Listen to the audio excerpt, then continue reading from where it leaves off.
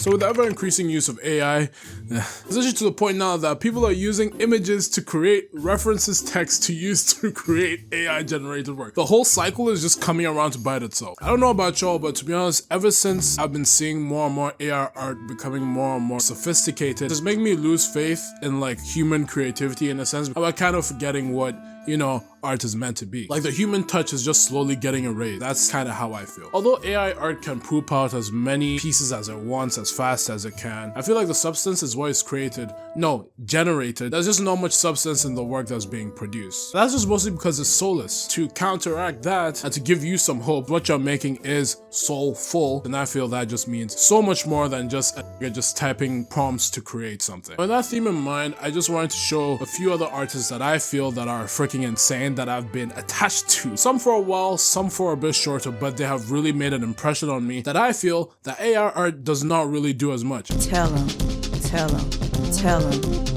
you're... This list is in no specific order, so no one's better than the other person. I'm just listing them out as they came to my mind. Now let me present you to a nigga that's actually like one of those like young artists that's like actually like cracked at this shit, bro. Fico RKGK. This man is just insane. There's just really nothing to explain it even more. This nigga's actually 16 and he just lets his creativity run free on whatever he's doing. I thought this nigga just used a mouse. I'm not really sure what his process is, but hey, that looks fire, bro. He really isn't afraid to use like a dynamic range of colors to really express what he wants to express, especially with like effects. He draws a lot of like anime characters, which I really like as well, obviously, but he really does this in a really stylistic way, kind of giving like the art like a little bit more of a touch of energy and just brings it a lot more to life. And he really puts in the effort into the details with those kind of like bright colors that he uses to accentuate the energy of his work. I don't know if I'm really making sense though, but like I mean, look at this Chainsaw Man piece right here. Like he doesn't give a damn of using like the same color. He's just so confident in his character expression and just the composition of the overall piece that he's able to level out these colors really well without mudding it out completely. Because you know, with all these saturated colors, it's really easy to just rainbow vomit on paper. That's like the only way I can really explain it. I don't know how Fico does it, but he does such a really good way of communicating what's being done in the piece while also accentuating it with those really colorful colors that he uses. It's kind of really like reminiscent of like a really cool like graffiti style. Like one of my favorite pieces here, this Makima piece right here, he really just like takes one color or two colors, right, and just makes that like the focal point of the piece. With this piece especially, he really uses the primary colors really well and balances it out really well. Like he uses the red and kind of makes like a slow gradient towards the yellow, which goes into the highlights with like the light of yellow that's shining from above, and that's contrasted by the blue in the background. Come on, bro, because the blue kind of gives like a contrast of like darker colors as well, and like on the color wheel I think those contrast really well. And I don't think he uses any greens to like blend in the two, so sometimes he like really just goes in with just like the pure contrast and just really tries to attack the viewer with what is there, you know what I'm saying? Like what's there is there, nothing more, nothing less, and the simplification of it all, words. Simplification in the complexity of his piece and the balance of it all, I think, is the crux of what Fico's art really is. He's just really dynamic, bro. He doesn't just go for like basic poses with the anime characters. Like with this Gear 5th Luffy piece of him fighting Lucci, it was from a really close-up perspective. I really like the field of view too. I like how you can really make out Lucci like in the reflection of the eyes. I love how he made it so that it wasn't too detailed too, because you know what I'm saying, it's like far away, so it's not really in focus. What's in focus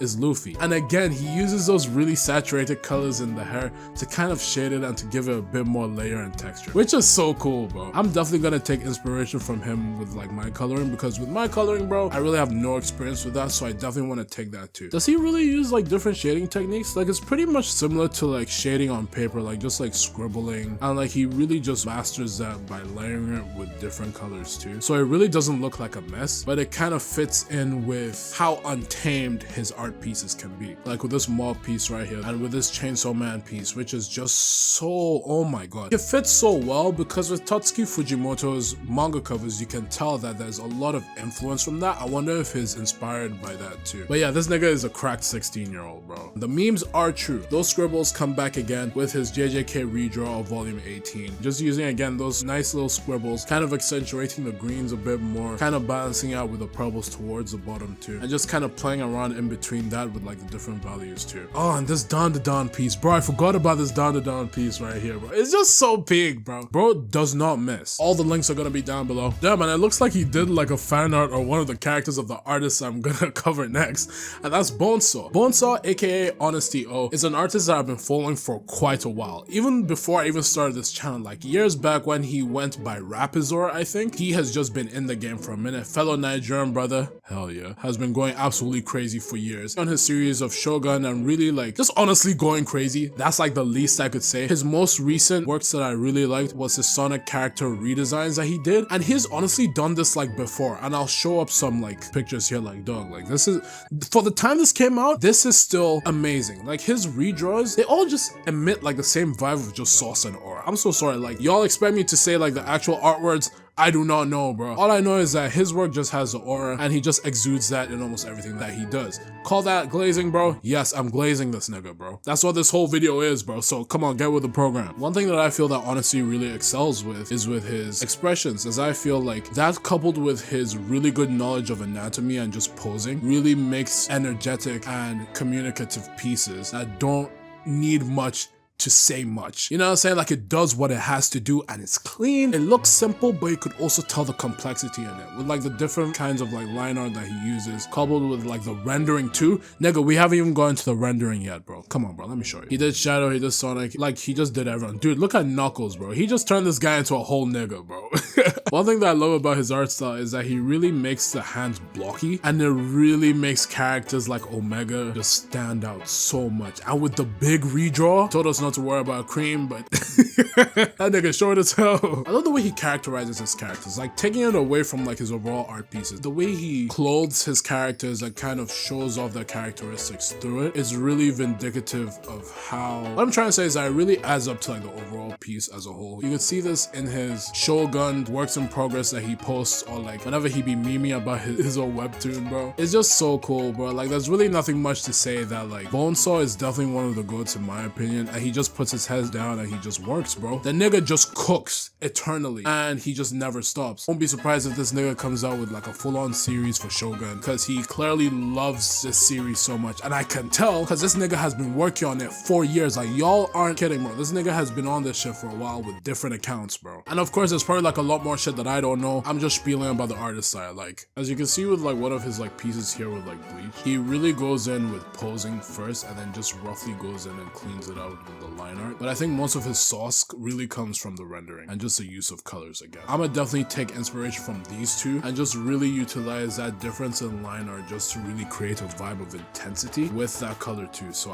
hey, I need to get my coloring chops in. Now let's take it away from super energetic pieces and take it to an artist that I feel has really pushed the boundary when it comes to anime art, in my opinion, bro, and just produced works that I've never really ever seen before. And that's Mikey Art Book. Now, as a fellow Naruto nigga, I gotta love this guy. He might be my goat of all time, bro. But you guys have definitely seen this guy's art circling around the internet for like the past 2 years now. This guy has been on a generational run. This man cannot be sobs, man. Mikey Art is a London-based artist that, from what I see, has been doing a lot of anime drawing, specifically around Naruto and other shonen. Now his style is really like reminiscent of what I would want to do too, like kind of fusing like the realistic with the stylistic kind of sides of anime, fusing those two to make really immersive pieces. That's like the only way that I could say it. It really makes you feel like you're right there in the middle of the fight, and Mikey does an amazing job of making you feel like you're literally right there with Naruto fighting against Kiba in the Chunin exams, bro. Like in one of my most favorite pieces here, right here, he literally puts you right next to Naruto's hand as he's picking himself up from doing like a backflip trying to dodge Kiba and his clones. I'm a sucker for hands too, so once I saw that hand right in front and center, bro, with the work of the perspective too, oh my god, man, it's such an engaging piece to look back to. Even though this was like from way back in September, bro, this shit still peaked to me, bro. We're not even talking about the coloring yet. Let's stick to the sketches for now. Again, we see it here with Ino versus Kakuzu, I believe. He's not afraid at all. He's really not afraid to do complex poses and just make whole different, like, he's just not afraid to use perspective at all, and he really just takes that to the max, as we're literally put right beside Ino's foot. So you could see this with this Tamari piece right here. One of her worst performances ever. Even taking it away from Naruto, he did some arcane pieces, just giving off the whole vibe of each and every character.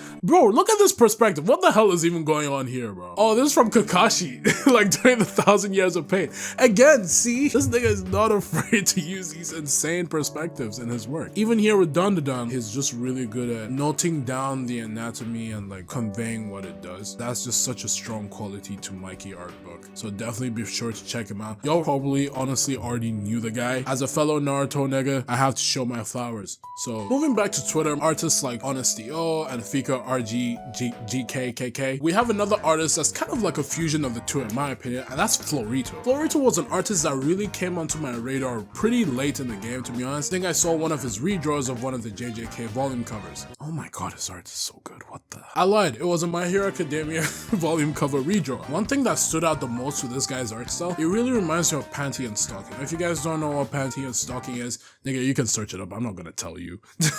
If you watch Panty and Stalking and literally any other like Saturday morning cartoon, his work heavily reflects that and fuses the two and slaps on the anime part into it. And that just leads to pieces like this where there's just so much energy and it's just so simple to look at. It's so satisfying to look at, bro. Everything works the way it's supposed to work, you know, and it builds up with like different shapes and like the really nice jagged edges that he adds to like supplement like the curvature of like some parts of his piece. Like with this toga piece right here, I love the way he did the teeth. It's so intense and it communicates the same kind of intensity in her expression too. So it's kind of cool that he takes that into account. I don't know if that was intentional or not, but shit's fire. He even takes it one step further sometimes, like even going for an even more simplified kind of version of his style. It's almost like a chibi form, almost like the way he just like really pushes out the eyes and just makes sure that you could see the eyes. But there's one thing that I feel that puts him with these other goats that I put in this video. He's just not afraid to like, bro, if y'all read the manga, y'all understand like how crazy this nigga is for doing this, bro. Like he subtly just spoiled everyone without anyone knowing. And I think that's freaking crazy. The use of the red in the visual storytelling, my nigga, you're not looking at this the way I'm looking at it, bro. And with pieces like this, bro, oh my god, he's just not afraid to let his imagination just do the work, bro. I feel like he just like has like a rough idea of what to do, and then the rest, his imagination just takes over and he blinks at his like, what the fuck? Because it's some K Urana type shit. And it's just so reminiscent of like a graffiti style, but also really, really playful. And I really appreciate that about Florito here. I love how like jaggedy he makes the anatomy, and like when it comes to the faces, he makes them like a little bit more curvier so that they kind of stand out a bit more through the jaggedness too. And it just adds so much more intensity to the art too, with like the line art too. It's like kind of messy as well. It's so satisfying to look at. And every art piece, you have to sit and absorb it, bro. You can't just scroll past it. Like with this Dawn to Dawn turbo piece, I didn't even notice we had Baby Girl on the bottom right. That's a whole different art piece down there. Even with this one, he's just having fun with this one. Like a little silhouette of Sukuna just like cackling to himself. It's just so fun. He has such a fun art style and he just lets the aura just do the talking for himself, bro. I think one thing with art is that he doesn't need to capture what's cool to you. He just has a really good eye and vision into what he wants to create, and I think that's why I'm really attached to him as well. I will be adding this to the download into what I want to make too. Damn, this nigga only started posting in 2023? Yeah, this nigga's fire. We doing jumping jacks and everything. Dude, that's why I love art so much, bro. And compared to AI art, art reiterates on itself so well to a point that it creates original pieces from the things that have been built up from the past. Whereas I feel AI art, from like what I understand, just reads from the subside and it's like, okay, we just gotta copy this and just do it differently. That's kind of like what we're doing, but like we're not copying. We kind of build off what we know. I kind of fuse with what we like. We don't know what AI likes yet. Hey, those 2025 robots dropping, you copying them? You could just ignore the AI art. Don't give it any attention because that's gonna give more money to those niggas' pockets. Moral of the story today, don't stress out. It's just not encouraging whatsoever when you see soulless art just doing a lot better and performing better than soulful art. You know what I'm saying? We just really just gotta put our heads down and like try and do what's best by us as artists to try and be the best artists that we possibly can for ourselves, not for the sake of other people, because people are gonna say what they're gonna say. Whatever makes you happy as an artist, do that shit. And I think that you should wear that as a badge of honor that you do that and not having to rely on using random prompts to make anime girls. That is gonna make the world warmer and make us die one day. But yeah, now you can check out this video though. This video will probably not emit more CO2 emissions and shit like that. I don't know, bro. They got them servers in YouTube.